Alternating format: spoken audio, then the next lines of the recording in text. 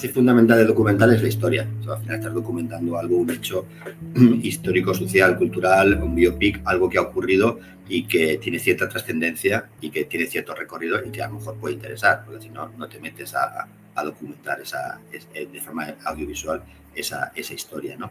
Entonces, claro, esa primera fase de selección muy bien qué es lo que queremos contar y si realmente tiene suficiente cultivo como para que el público lo pueda consumir y sobre todo para que las plataformas o las televisiones lo puedan comprar, ese es el primer punto, ¿no? O sea, por eso se llama documental, porque hay que documentarse muy bien de todo lo que hay antes de arrancar y ponerte en marcha a hacerlo, ¿no? Entonces,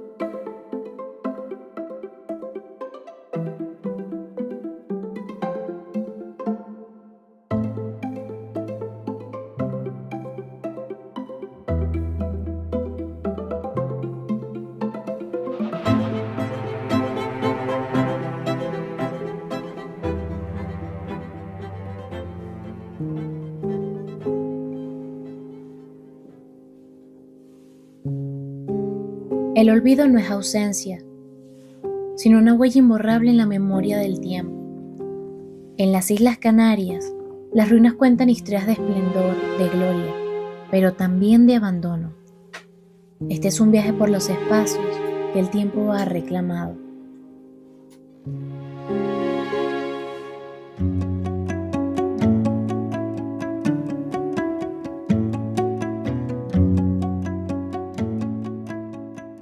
Sí, para mí el olvido, desde un punto de vista literario, es la ausencia, ¿no? La ausencia de tus propios recuerdos. Yo creo que el peor de los olvidos es la ausencia de la infancia. Es lo contrario a lo no literario. En vista de que este documental se enfoca sobre todo en esos espacios físicos que han sido abandonados, ¿qué simbolismo nos puede representar eso, no? Porque es un lugar que una vez tuvo una vida, tuvo un recuerdo. ¿Cómo podríamos literariamente abordar estos espacios abandonados?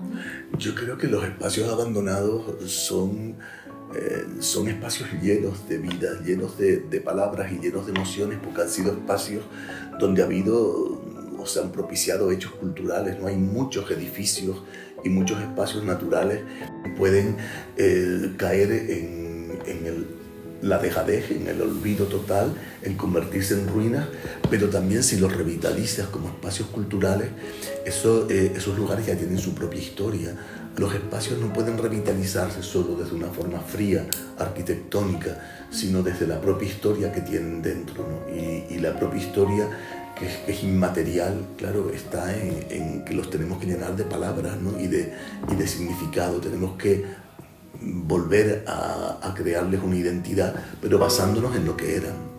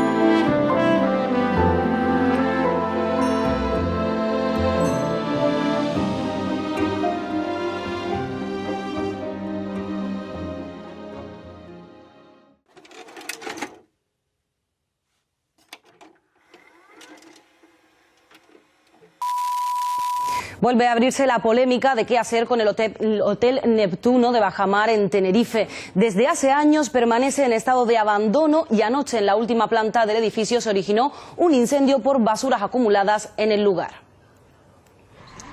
Era un sitio precioso, la verdad. Aquí vine cuando mi hijo tenía 3 días. Estuvimos un mes y estaba todo precioso. Y parece que estoy viendo la piscina azul, perfecta. La gente sentada, mayormente extranjeros y peninsulares. Y esto es una desolación. La demolición pues va a llevar a lo que los vecinos han querido siempre, que es que ese edificio pues desaparezca de nuestra vista. El edificio Neptuno, construido hace más de 65 años en Bajamar, en Tenerife, podría empezar a ser demolido a mediados de este año.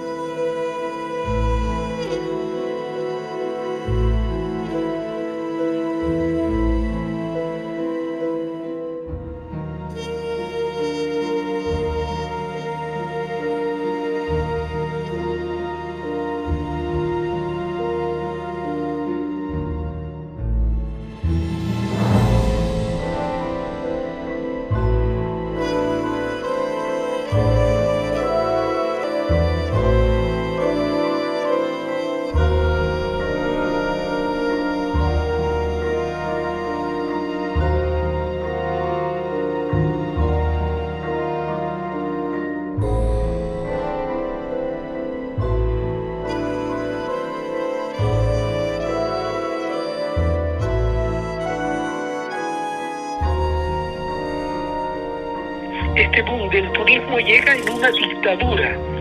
En una dictadura la población no puede controlar las cosas y veníamos de la miseria. Entonces se hicieron muchos disparates, se destruyeron muchos edificios que tenían un valor tremendo en Santa Cruz, en La Laguna, y las islas se pusieron, se fueron entregadas los intereses económicos y empezaron a construir hoteles aquí y allá donde más rentable era, ¿no? Sin reparar en nada, ¿me entiendes? En nada.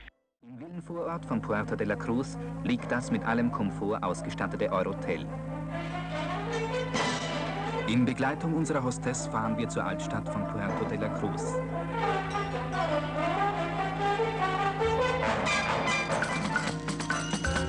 Nun, jeder reagiert auf seine Art den Stress des Alltags ab und genießt den ersten Pferd. De la historia no se debe derribar todo, ¿no? Porque algunas cosas se deben quedar porque son muestras, son de cosas que han pasado y que si tú las derribas, pues olvidas aquello que quieres denunciar. A lo mejor algunas cosas hay que dejarlas para denunciar algo.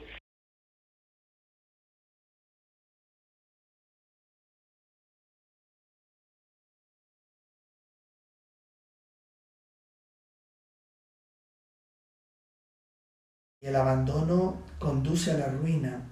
El abandono tiene una marcha atrás. Yo creo que la ruina no. La ruina, cuando ya está declarada ruina, ya es prácticamente irrecuperable.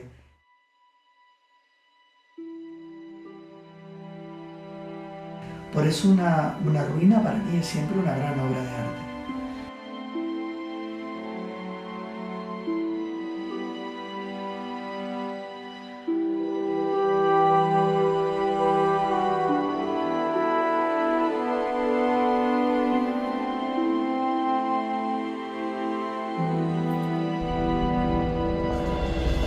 Desde Piranesi hasta David Friedrich, la ruina ha sido un eco del tiempo en el arte, un vestigio de lo que fue atrapado entre la memoria y el olvido. El sanatorio de Abades, concebido en los años 40 como un leprosario, nunca llegó a cumplir su función. El tiempo lo transformó en un espacio fantasma, un territorio de historias truncadas y ocupaciones fugaces. Su arquitectura de líneas simples y su iglesia inacabada lo convierten en un símbolo de la ruina moderna. Un proyecto fallido que la erosión y el viento han reclamado.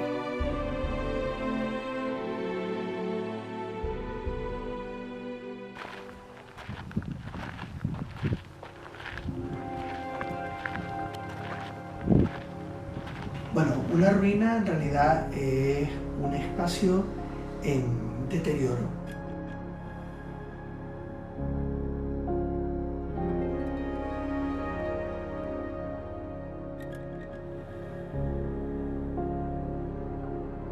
Y que por la razón que sea, el paso del tiempo, la pérdida de su función, ha comenzado a deteriorarse. Pero no por ello una ruina tiene un interés menor.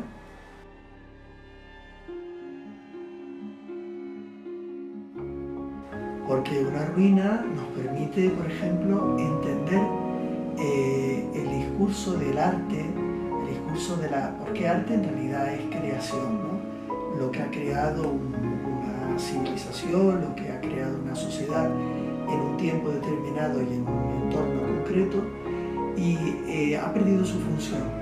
En esa pérdida de su función, el edificio, el espacio, una obra de arte, ha dejado de usarse y ha comenzado a deteriorarse.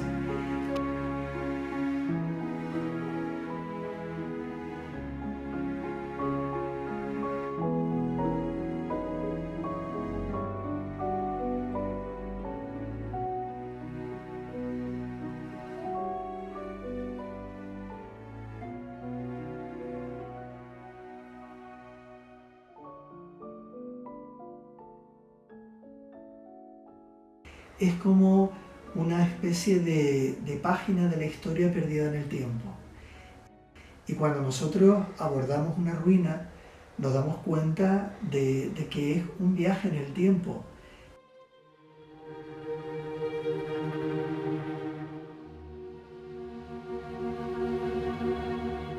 Estamos caminando hacia un tiempo que ya no existe y de cuyo único testimonio es, por ejemplo, el edificio, es una obra de arte que se ha deteriorado, tiene que estar deteriorado para que podamos hablar de un estado de ruina, ¿no? Pero ya digo, es como una especie de pitón, un testigo de un tiempo que ya no existe. Y por lo tanto podemos adentrarnos en ese testigo del pasado prescindiendo de usos posteriores o modificaciones posteriores. Por eso una ruina para mí es siempre una gran obra de arte.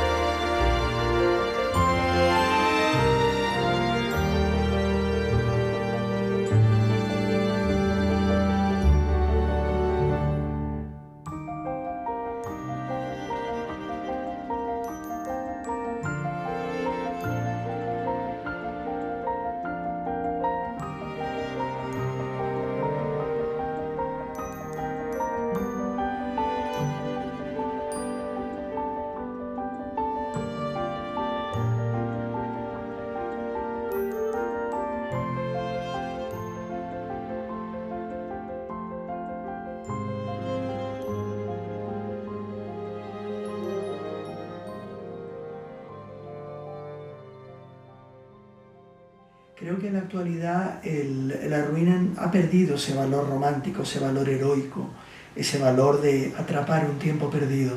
Creo que hoy en día la ruina se confunde con algo viejo y con algo que hay que rehacer. Hemos perdido el valor romántico y yo creo que hay que volver a reeducar la sociedad, no en volver a los patrones culturales del romanticismo, pero sí entender la ruina como un tiempo perdido, no necesariamente heroico, pero sí un tiempo que hay que conservar. Entonces yo considero que las ruinas nunca hay que reescribirlas, rehacerlas o recomponer el pasado, sino mantenerlas, conservarlas, preservarlas, porque son, como decía antes, como una especie de testigo de un tiempo pasado que ya no podemos recuperar, pero que podemos observar a través del valor de la ruina.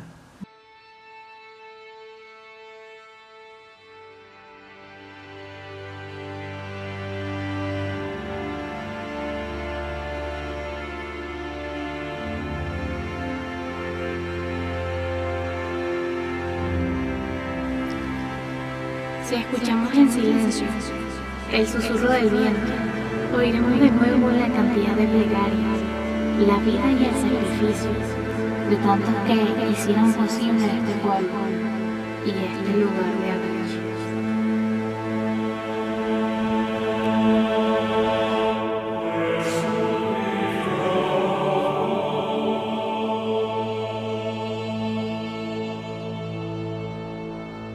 Para el neoclasicismo, la ruina era grandeza perdida.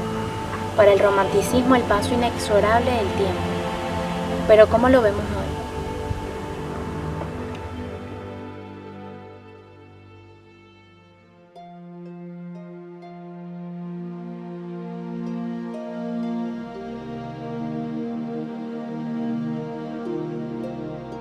Yo soy de la opinión de que habría que intentar conservar y sobre todo darle uso, porque la ruina como tal es muy romántica, pero no siempre hay la capacidad económica para recuperarla, ¿no? De hecho, se da movimiento.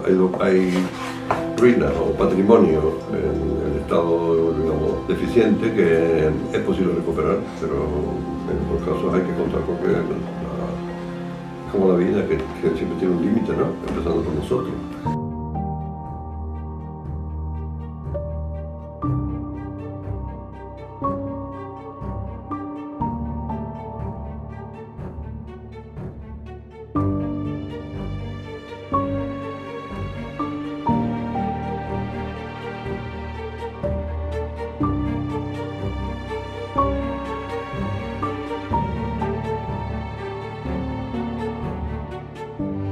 Como dije antes, la arquitectura es igual que es parte de la vida y por lo tanto no tiene voluntad de ser eterna, ¿no? Aunque algunos monumentos sí que han quedado, pero que en general admitimos y damos por supuesto que la arquitectura tiene un periodo de vida razonable, ¿no?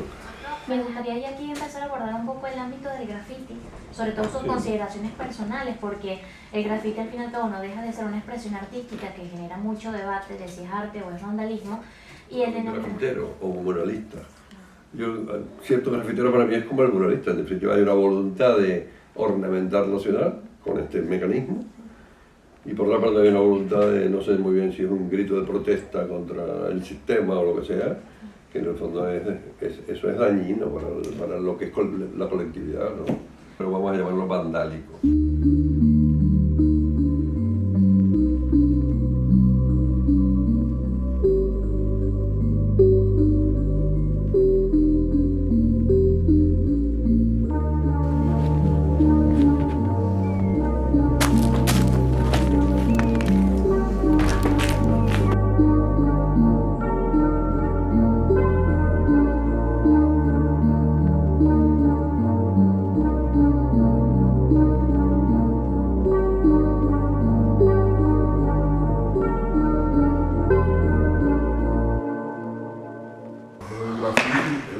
Siempre se le ha considerado vandalismo, porque la esencia del graffiti es vandalismo, o sea, empezó siendo vandalismo y acabará siendo vandalismo siempre.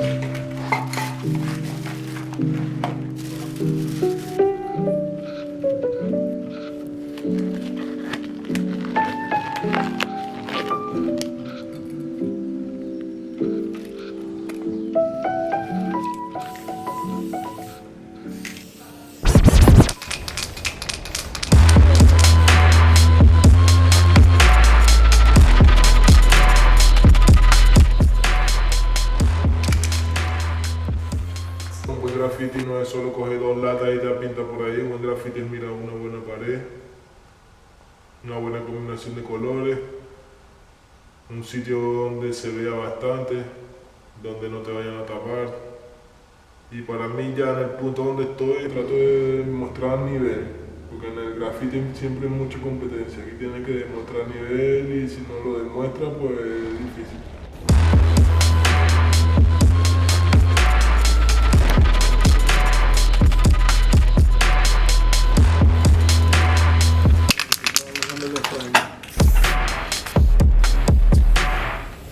Trato de recuperar un sitio abandonado, donde está todo tirado, de que se vea un poco más agradable a la vista de las personas, pero un buen graffiti eso es al gusto del que lo haga. pero siempre tratando de buscar sacarle el mayor provecho a las cosas ya usadas, a darle otra vida a algo que ya no la tiene o darle otro color a algo que no lo tiene. Si pienso que el graffiti puede transformar los espacios abandonados, sí, claro que sí, dándole más color. Yo pienso que sí se puede recuperar, hay muchos espacios que se podrían recuperar simplemente con una pintada. Es un poco de eso, ¿sabes? Pero el graffiti siempre estará y los espacios abandonados siempre. Estamos construyendo más de lo que usamos y no para vivir de lo que necesitamos, pero el ser humano siempre funciona así, vamos a seguir adelante y el graffiti siempre estará en nosotros, ¿sabes? Ha estado en toda la historia y continuará hasta que se acabe nuestra historia, ¿sabes? Pero créeme, el graffiti existe de todo desde el comienzo de la historia, creo yo. En todos los jeroglíficos de los egipcios, en los mayas, todas las descripciones que dejan en las cuevas, los indios americanos, cómo dejaban todo en las cuevas apuntado. Nuestra historia está escrita y el graffiti es escritura.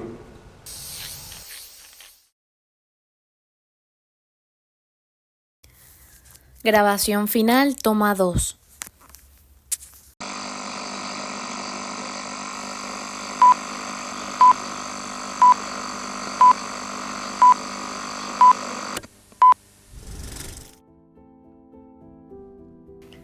El olvido es un naufragio silencioso. No llega de golpe, sino como una marea que se retira poco a poco, desdibujando los contornos de aquello que un día fue. Y bien sabemos eso en las islas, donde el mar y el salitre pueden desaparecer desde hormigones de acero hasta grandes promesas de amor. A veces creemos que el olvido es un vacío, una ausencia, pero en realidad está lleno de ecos. 1840. De huellas dispersas, de nombres que se deshacen en el viento. El viento es lo único que se escucha en estas ruinas, o quedan plasmados en alguna pared vieja. Dante imaginó el infierno como un lugar donde las almas olvidadas vagaban sin nombre, quizás en busca de su propia Beatriz, o incluso el Conde de Montecristo, que relata la historia de un hombre atrapado en el peso de su propia memoria, incapaz de soltar al pasado y consumido por una sed de venganza. Y es que la memoria también puede ser una cárcel. Borges, que hizo del tiempo su obsesión, nos advirtió en Funes el Memorioso sobre la condena de recordar demasiado, de no poder olvidar nunca y de vivir atados a un reloj. Este documental hacía una travesía entre esas dos fuerzas, memoria y olvido. Desde las primeras notas en un cuaderno desgastado hasta las horas de grabación en ruinas sin nombre. ¿Qué crees que es lo que hace que un documental sea un buen documental? La historia que quieres contar, lo que quieres transmitir. Todo ha sido un intento de rescatar lo que la historia, la modernidad o la indiferencia han dejado atrás e intentar buscarle un significado en todas esas tardes de ver historia, de escuchar música. Incluso en las entrevistas con expertos, todo se ha tratado de recordar, pero también de resignificar. Oscar Wilde decía que si nunca se habla una cosa, es como si eso nunca hubiera sucedido.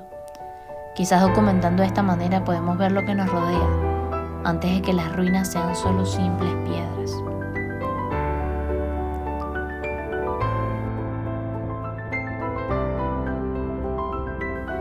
Visitamos muchos lugares, pero la casa de Amaro Pargo no nos dejó indiferentes. Y es que, ¿cómo es posible que un lugar que alguna vez albergó riquezas y secretos de ultramar ya sea ahora desmoronado como si el tiempo hubiera decidido tragarse la leyenda? ¿Cuánto tiempo pasará hasta que nadie recuerde que aquí vivió un hombre que desafió mares, pero también destino? Y sean simples piedras en medio de un camino, como cualquier otro. Amaro Pargo es un personaje que, tras casi 350 años, se mantiene envuelto siempre por un halo de misterio y de una magia especial. Sus hazañas, filantropía, le hicieron ganarse el apelativo del pirata o corsario bueno. Pero hoy su casa nos cuenta otra historia muy diferente. Siempre he pensado que la memoria no es un simple contenedor. A lo mejor son como códigos secretos que podemos descifrar un poco del origen, como de colección de recuerdos, como si estampas se tratase, almacenando y almacenando. Quizás la memoria tenga mucho más que ver con el olvido. porque la indiferencia es el peso muerto de la historia. Una vez leí que la ruina eran como los huesos de un cuerpo sin carne, y que atinada estaba esa expresión. Un esqueleto como lo ubicado en el municipio de La Matanza, que se alza con una cicatriz en el paisaje. Un edificio que nunca llegó a ser, detenido en el tiempo, abandonado antes de tener una historia propia que contar, por lo que ahora solo son vigas oxidadas con vistas al mar, y quién sabe lo que serán en unos años. Pero, pese a que estamos frente a un esqueleto, siento que su estructura nos habla del descuido, del fracaso de los proyectos humanos, pero también, y por doloroso que suene, de la velocidad con la que olvidamos todo aquello que no nos sirve. Me encanta la frase que dice que nadie puede elegir olvidar, nadie tiene derecho a esa fortuna. Así que olvidar estos lugares me hace preguntarme si no hay más nada que hacer. Si la fuerza del olvido se impone, porque se habla mucho de la memoria, pero tampoco del olvido, que dejamos atrás siempre que avanzamos. Este documental no busca respuestas definitivas, solo deja constancia de que el olvido no es absoluto. Mientras alguien recuerde, mientras una cámara registre, mientras una hoja de papel conserve una idea garabateada, al final podemos cerrar con esa indiferencia de las cosas, ¿sabes? De lo que fue, de lo que no es, de representar el vacío de los lugares, que el final sea en verdad una reflexión que nos permita ver mucho más allá de un lugar físico, ¿sabes? De rescatar lo que alguna vez fue. Algo de lo que fue seguirá existiendo. Quizás no por mucho, o quizás para siempre. Quizás al final la memoria es solo una forma de luchar contra la segunda muerte, la de ser olvidado.